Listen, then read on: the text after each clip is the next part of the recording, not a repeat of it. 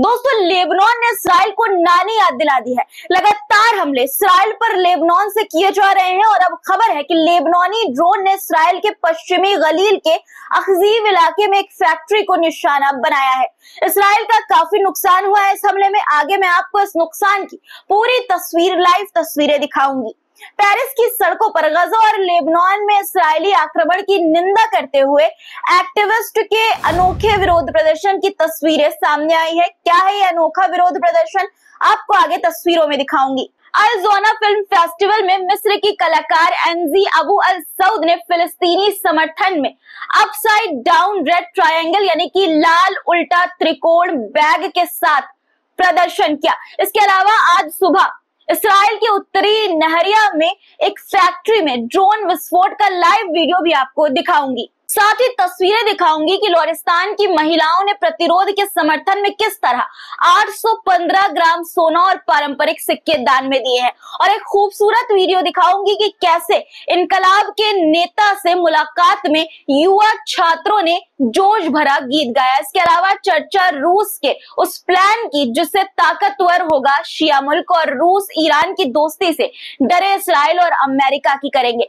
तमाम खबरें आपको विस्तार से बताएंगे, इसलिए देखते रहिए पूरा वीडियो। द लाइव टीवी, सच सबसे आगे।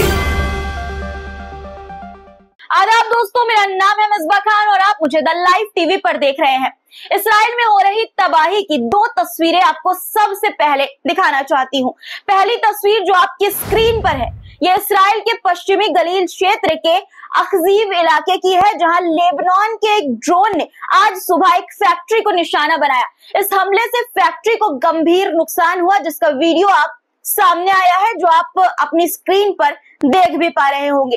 तस्वीरों के सहारे इस हमले से हुए नुकसान को साफ देखा जा सकता है। अब दूसरी तस्वीर दिखाती हूँ। ये तबाही इसराइल की नहरिया सिटी में हुई है। उत्तरी नहरिया के पास एक फैक्ट्री में आज सुबह ड्रोन विस्फोट हुआ, जिसकी लाइव तस्वीरें द लाइव टीवी आपको सीधे तौर पर दिखा रहा है। इसराइली चैनल 12 पर आज सुबह ड्रोन विस्फोट के ये दृश्य प्रसारित किए गए थे, जिसके बाद हम आपको सीधी तस्वीरें दिखा रहे हैं। दोस्तों, इसराइल में ये हमले इसराइल की कमजोरी की दास्तां साफ तौर पर कह रहे हैं। इसराइली सुरक्षा की तैयारी अब कमजोर पड़ रही है। इन तस्वीरों से ये साफ नजर आ रहा है। इसराइल लेबनान और गजा पर हमले कर रहा है, तो अब उसे हमले झेलने भी पड़ रहे हैं। एक तरफ हमले और दूसरी तरफ विरोध भी इसराइल के खिलाफ जमकर दुनिया भर में हो रहा है। हम लगातार आपको विरोध की तस्वीरें सीधे तौर पर दिखा रहे हैं। इसी कड़ी में दोस्तों एक और तस्वीर सामने आई है पेरिस से। इसराइली आक्रमण के खिलाफ आवाज उठाते हुए पेरिस की सड़कों पर एक्टिविस्ट ने डाई इन प्रदर्शन किया। उन्होंने सड़कों पर लेटकर ट्रैफिक रोक दिया और नारेबाजी करते हुए गजा और लेबनान में हो रही हिंसा की कड़ी निंदा की। देखिए तस्वीरें।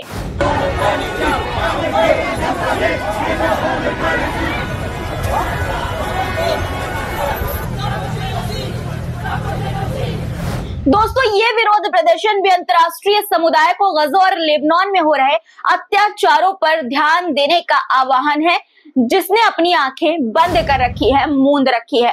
अब एक और अनोखी विरोध की तस्वीर देखिए। ये मिस्र की कलाकार एनजी अबू अल सऊद है, जिन्होंने अल जोना फिल्म फेस्टिवल में फिलिस्तीनी प्रतिरोध के समर्थन में एक खास बैग के साथ उपस्थिति दर्ज की। ये बैग एक अपसाइड डाउन रेड ट्रायंगल यानी लाल उल्टा त्रिकोण ट्रायंगल के रूप में था। अब आप सोच रहे होंगे इस बैग में ऐसा क्या खास है। दरअसल ये उल्टा लाल त्रिकोण फिलिस्तीनी प्रतिरोध का प्रतीक है, खासकर गजा में। यह उस संकल्प का प्रतीक है जिसमें फिलिस्तीनी प्रतिरोध उन सैन्य ठिकानों या वाहनों को निशाना बनाता है जो उसके लिए खतरा पैदा करते हैं। अब ये त्रिकोण आम लोगों के बीच भी एक प्रतीक के रूप में लोकप्रिय हो गया है। आपको जानकारी के लिए बता दें, आपको ये जानकर हैरानी होगी कि सोशल मीडिया प्लेटफॉर्म मेटा ने इस प्रतीक का उपयोग अपनी साइट्स पर प्रतिबंधित कर दिया है। यानी अगर आप इस प्रतीक का इस्तेमाल करेंगे तो आपकी पोस्ट या अकाउंट पर कार्रवाई हो सकती है। एनजी अबू अल सऊद का ये कदम दिखाता है कि गजा के लोगों के प्रति उनका समर्थन कितना मजबूत है। वो सिर्फ फेस्टिवल में नहीं पहुंची थी, बल्कि पूरी दुनिया को एक संदेश दे रही थी कि हम सब फिलिस्तीनी लोगों के साथ हैं। खास बात यह है कि एनजी अकेली नहीं है। कई अरब और विदेशी कलाकार, एक्ट्रेस और मशहूर हस्तियां इस संघर्ष में अपनी एकजुटता जाहिर कर रहे हैं। कोई सोशल मीडिया पर पोस्ट डालकर समर्थन कर रहा है तो कोई इस तरह के प्रतीकों का इस्तेमाल कर अपनी आवाज उठा रहा है। हम एनजीओ और उन सभी को सलाम करते हैं जो इस तरह के साहसी मानवीय रुख अपनाते हैं। अब लोरिस्तान से आई एक कमाल की खबर पर बात करते हैं। दोस्तों, लोरिस्तान की महिलाओं ने गोल्डन जिहाद अभियान के तहत अपने बहुमूल्य गहने और सोने के सिक्के दान किए हैं। इस अभियान का उद्देश्य है रेजिस्टेंस फ्रंट यानी कि प्रतिरोध मोर्चे को मजबूत करना। दरअसल लोरिस्तान की महिलाएं जो हजरत अबुल फजल कॉर्प्स की देखरेख में काम करती हैं, उन्होंने इस खास मुहिम में हिस्सा लिया। इन महिलाओं ने कुल 815 ग्राम सोना, 37 फारसी सिक्के, 1/4 सिक्का और 1/2 सिक्का दान किया। ये दान किया गया है ताकि प्रतिरोध मोर्चों को मजबूत किया जा सके और वे मजबूती से खड़े रह सके। इस कदम का उद्देश्य केवल दान देना नहीं बल्कि अपने संघर्षशील भाइयों के साथ एकजुटता दिखाना भी है। महिलाएं अपनी आस्था और समर्थन को इन दान के माध्यम से व्यक्त कर रही हैं। यह अभियान गोल्डन जिहाद नाम से चलाया जा रहा है, जिसमें महिलाएं अपनी क्षमता, अपनी हैसियत के अनुसार सोना और गहनों का योगदान कर रही हैं। अब ईरान से आया एक बेहतरीन वीडियो आपको दिखाना चाहती हूँ। यह वीडियो क्रांति के नेता के साथ बैठक में युवा छात्रों का उत्साहपूर्वक गान की है। सुनिए।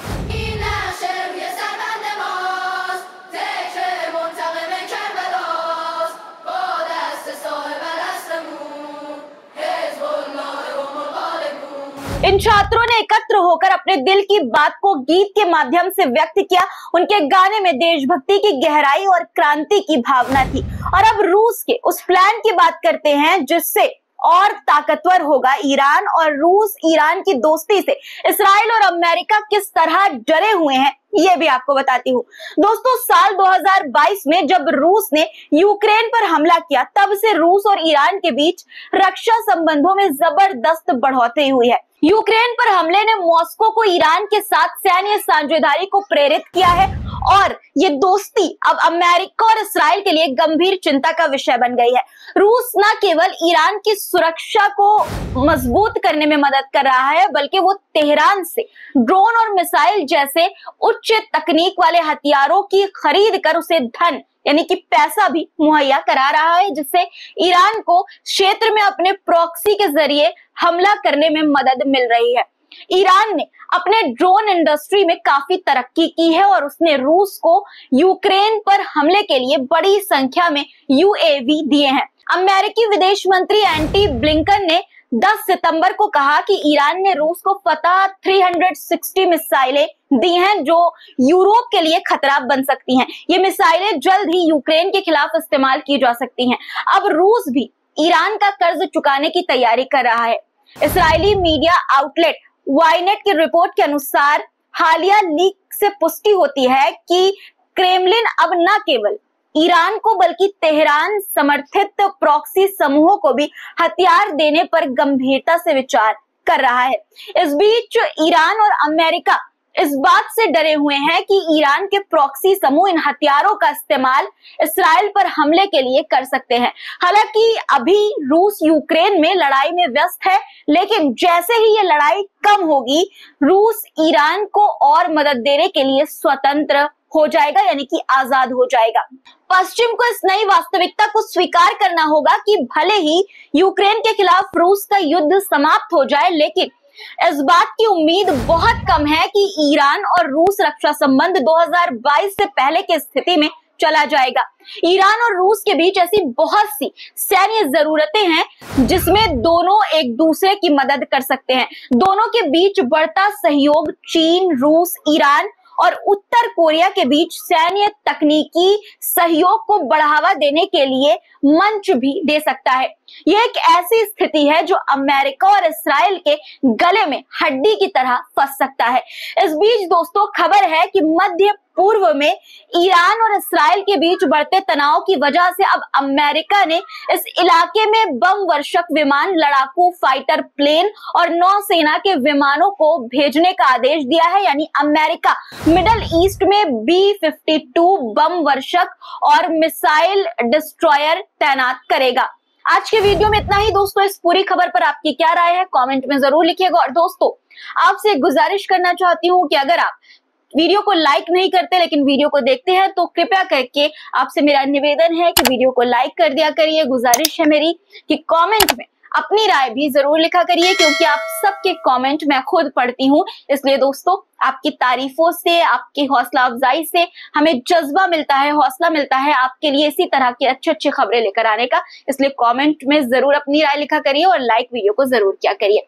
शेयर भी अगर आपने नहीं किया है तो अपने दोस्तों रिश्तेदारों के साथ वीडियो को शेयर करिए। और आपसे एक और छोटी सी गुजारिश है कि जो आप स्क्रीन पर QR कोड देखते हैं दोस्तों, उसके जरिए आप में से बहुत सारे लोग हमारी छोटी छोटी मदद करते हैं। उन मदद के लिए तहे दिल से शुक्रिया आप सभी का। उम्मीद है कि आप इसी तरह से हमारी छोटी छोटी मदद करते रहेंगे। फिर मुलाकात होगी इसी तरह के कुछ नए और अच्छे मुद्दों के साथ। तब तक के लिए खुदा हाफिज। द लाइव टीवी, सच सबसे आगे।